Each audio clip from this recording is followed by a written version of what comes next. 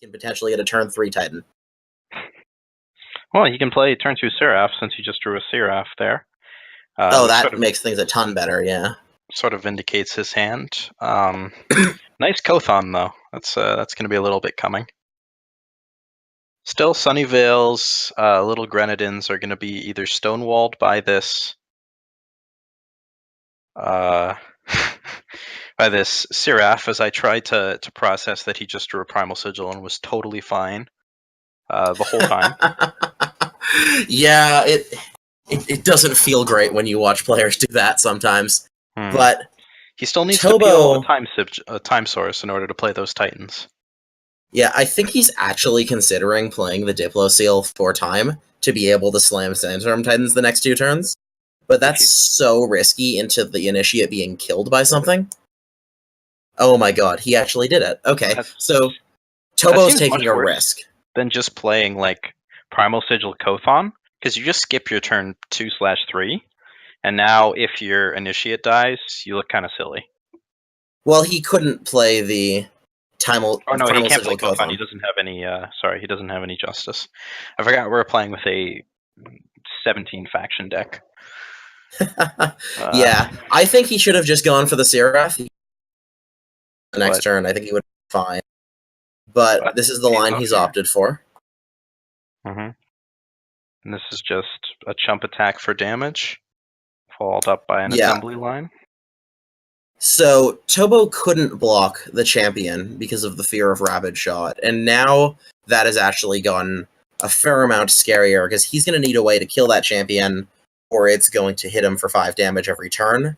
And with Rapid Shot backup, it's very hard to block.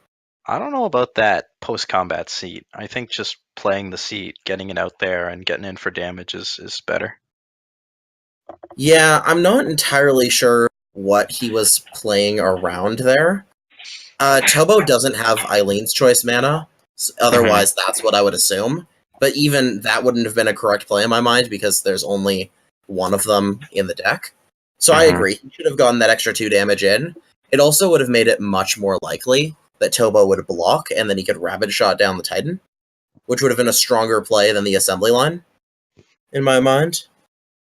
Interesting that Sunyveil, despite having access to all these queens, is actually spending his blockers, just jump blocking these Titans. It looks like he's planning to win the game mostly with the Titan, which isn't going to work so well if Tobboo ever finds a Justice for this Vanquish. Yeah, I can understand this line. If he had tried to keep the assembly line units back and then swing in with everything next turn, I do not think he would not have had lethal, and then he would have been at 8 health and had 2 6/7 Titans swinging at him with no creatures tapped. So I can understand the line for sure. If he can chump block for another couple turns and he can take them for 1 turn, and it's very, very hard without the Justice that Tobboo just drew to stop that champion from getting damage through. But now, how does Sunny win the game? Sunny choice with 3/2s into Titans. Yeah, it's gonna have to involve Obliterate, plus he needs to find 1 more point of damage somewhere. Where, I'm not entirely sure. There's favor into Tobboo tops out into Obliterate? Or powers down into Obliterate, I guess? Doesn't seem likely. That would do it. Oh, well, there's a power down right there. And there's the Diplo Seal, so you just Obliterate face, no questions asked, and hope to find damage, right? I think so, yeah. I think Sunny's highest percentage chance here is to throw the Obliterate, find a Varus Favor, a Torch. Under certain circumstances, an Instigator can do it. He's not playing any Varus Favors. Oh, my apologies. Looking through his list. He's got Torch, and he's got Obliterates.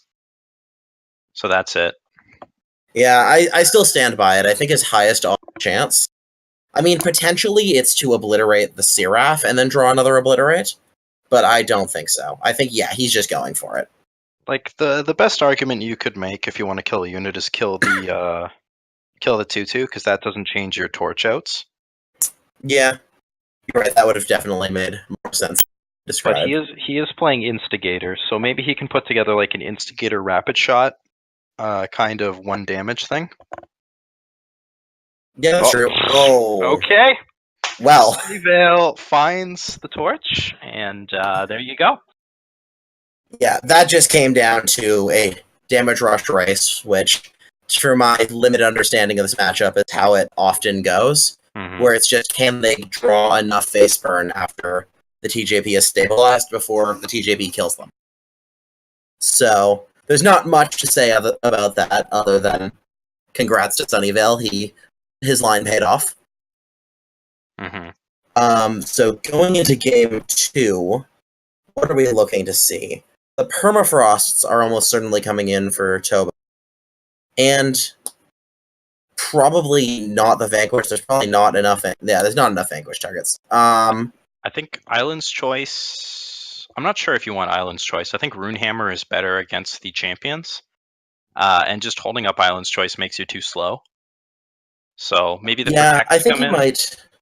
Yeah, the Protects probably do the job better. You're correct. Mm-hmm. So the Protects, the Permafrosts, and the Runehammers are probably coming in, swapping for, I'd imagine, Vanquishes, Eileen's Choice, potentially the Stand Together. I don't think it has enough of a purpose in this matchup, and some number of Xenon Obelisks for being too slow.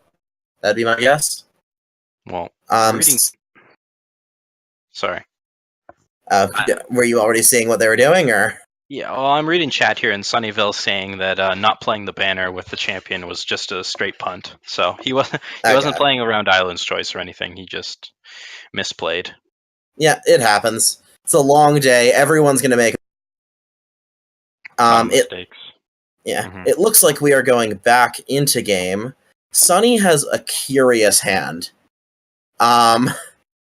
This is the kind of hand I know that people always want to keep, but generally doesn't work out.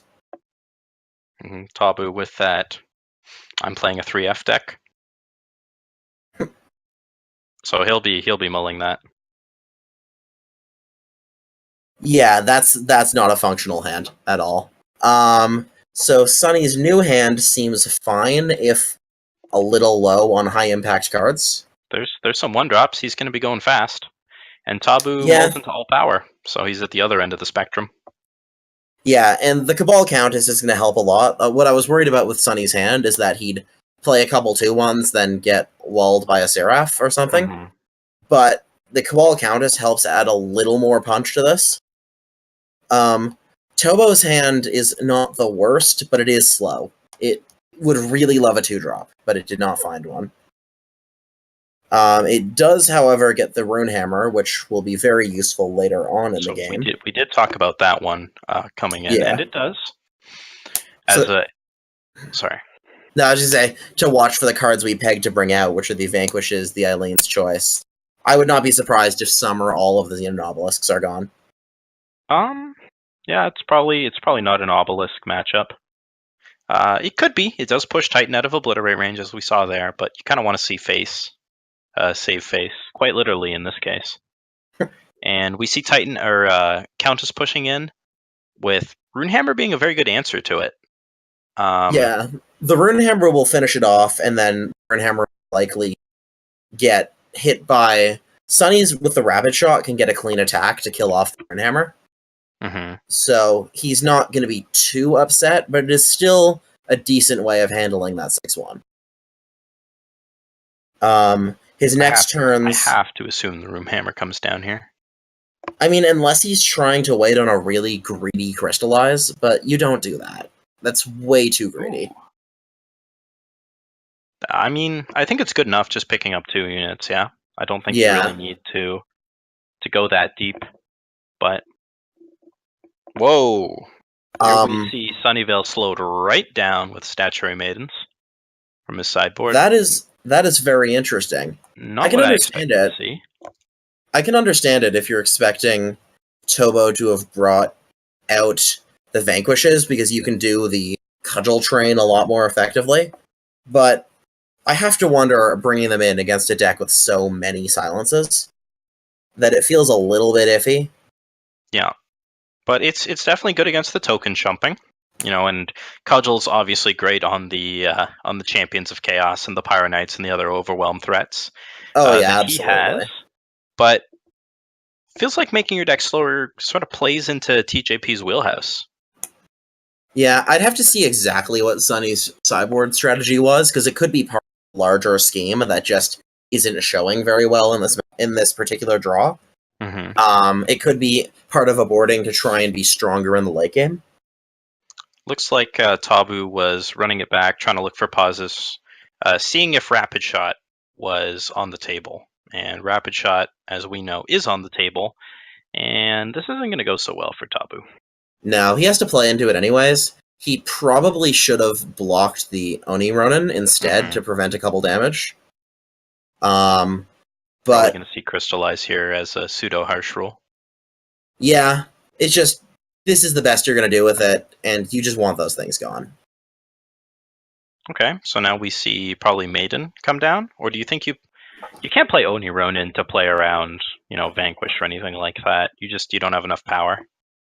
Yeah, no, you play the Maiden. This is the cleanest time to do it. That was very, very lucky for Tobboo. Also, once again, I'm mispredicting the sideboarding, and I should just stop doing that altogether. I don't think you can cut both Island's Choice and Vanquish, just because you need some kind of answer to Champion of Chaos.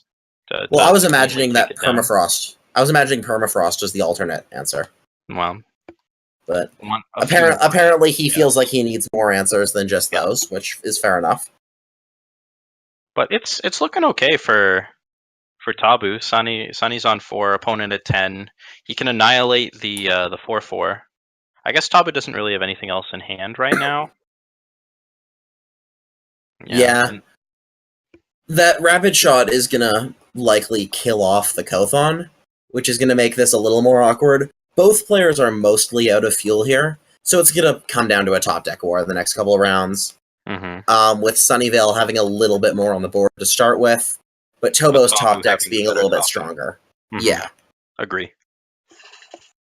So I'd imagine after this turn, the next few rounds are going to be mostly on autopilot, as people just slam whatever they draw.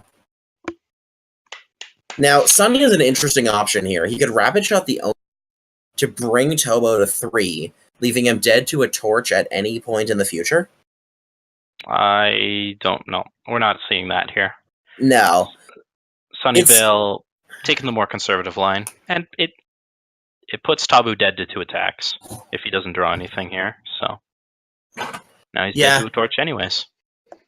I've heard very different theories on that kind of play from different aggro players. I've seen people being very much in favor of bringing them down to that low health, and I've heard the very opposite opinion. Sunyveil is going for the more conservative route. The reason I would have considered it in this moment is that, to my look, Tobboo's list has no way of gaining life, unless, I suppose he can keep himself alive with the Runehammer armor from it, but that's not very probable. That second Vanquish looks a little awkward as Tobboo falls to Sunyveil's aggression 2-0. And we now have a tie for the top of the table. The Time Justice mid-range deck has gotten outraced by one of the Stone Scar lists. And we're going to have a very interesting one. Time Justice Primal isn't going to run away unscathed, and it looks like similar things might happen to it later on, as it just, it's got some of the go wide threats, but compare Scouting Party at 6 to Assembly Line at 3 or Grenadin Drone at 1, and just, I think the Stone Scar decks go wide a little faster. Yeah, I've heard that's something. I don't have a ton of personal experience with the matchup, but I could absolutely see the Stone Scar decks being able to go past in certainly the rally versions, at least. I think the Queen versions, the standard big Queen versions, have much more of a struggle there because the Vanquishes are very live. But one thing just for the viewers to know is that with Tobboo's loss there, we are now out of undefeated players in the tournament. He was the only person to go 5-0. Which is no real surprise, to be honest. With players this good, it's actually everybody, prepping for each other, prepping for the tournament. It would be a huge surprise if we saw someone 15-0 the bracket. But yeah, we have a bracket image that will be going up on screen now. I guess my bracket is a little out of date. As I'm just looking at the matches here, reading out some results from this round. Child Roland takes down Moosh. Moosh continues to be unsuccessful, which is not good for him. We saw Sunyveil take down Tobboo and claim the top of the bracket for himself. Sir Rhino continues his rally to 3-3 with 3 wins in a row, taking a close match over Ilya K 2-1. Serious Kamato is still ongoing. Loco Pojo also rallying. Takes down the mighty Angry Chicken. So Huru Flyer is proving a little bit faster than Voda Combo there, which is interesting. Unearthly, on the other hand, falls to Toth 2-1. And at the end of the bracket, Hythar rallies a little bit and takes down Kampfkrot. So round 6 isn't completely done, but we've got should by now have a round robin bracket image up for you here today. And our table toppers are Sunyveil, Tobboo, and Sunyveil and Tobboo, both at 5-1. Sarius at 4-1. He's still playing right now. If he wins, he'll be 5-1 and firmly in the lead. Otherwise, he'll be at 4-2 and in the top end there, which is where Angry Chicken and Child Roland are hanging out. Now, top 4 is the key in this round robin thing, as the top 4 players will advance. So you really want to be up in that green part of the bracket, or at least in the top part of the yellow as we move on through the mid rounds. Yeah, in the bottom of the bracket, we have actually a large upset, I would say, in Unearthly, not having the best of luck so far. He was the only person to bring Argenport, and it doesn't seem to be working fantastically. We also have Hojo, Love Up, and Moosh. And then in the middle of the bracket, we have, well, everyone else, crowded mostly around the 3-3 position, with a couple 3-2s as the last couple of matches resolve themselves. It's worth noting that we have 4 2-4s. So, just a single match either way could bring one of those person back into the safety of the middle of the yellow, or down into the dangerous red territory, which is not where you want to be. A win from Love Up could set, everybody on the 2-4 bottom of the bracket train if we go here, and that's not where these players want to be. And even the 3-3s are sweating because a single loss can put them, back down closer to it.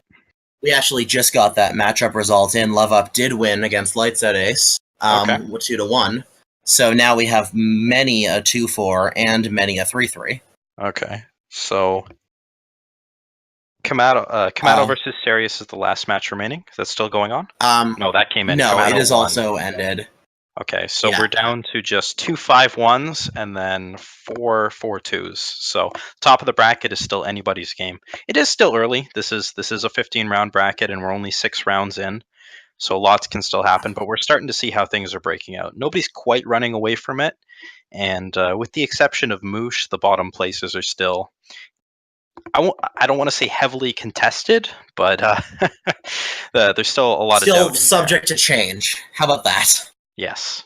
All right, so we'll be going to a quick break now, and then we will be back with our round 7. Sorry to cut you off, Brady. No worries.